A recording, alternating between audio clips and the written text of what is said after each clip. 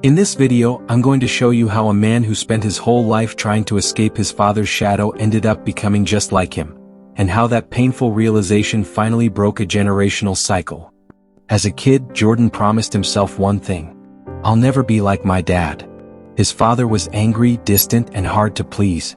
No matter what Jordan did, grades, sports, anything, it was never enough.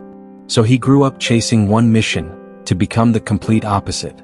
By 30, Jordan was everything his father wasn't: successful, respected, controlled. He worked hard, stayed focused, and built a name for himself.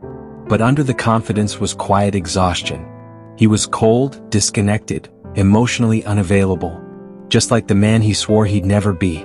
One night, during an argument with his fiancée, she shouted, "You talk to me the same way your father talked to you." The words hit him like a punch. He froze, realizing she was right. He had become the very thing he ran from. That night, he went through old boxes and found a letter his father wrote before he died. He'd never opened it. It said, "Son, I didn't know how to love. My father never taught me. I was harder on you because I thought that's how men survive." Jordan sat there for hours, crying for a man he thought he hated.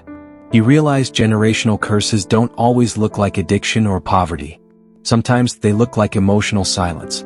He started therapy, called his siblings, and apologized to the people he'd hurt. It wasn't instant. It wasn't perfect. But it was healing, not just for him but for everyone after him. Jordan learned that real strength isn't in proving you're better than your past. It's in facing it. He said, "I thought I was breaking the cycle by being different, but I broke it by finally understanding." So if you're carrying pain from your parents, remember they could only give what they had. Breaking a cycle doesn't start with revenge.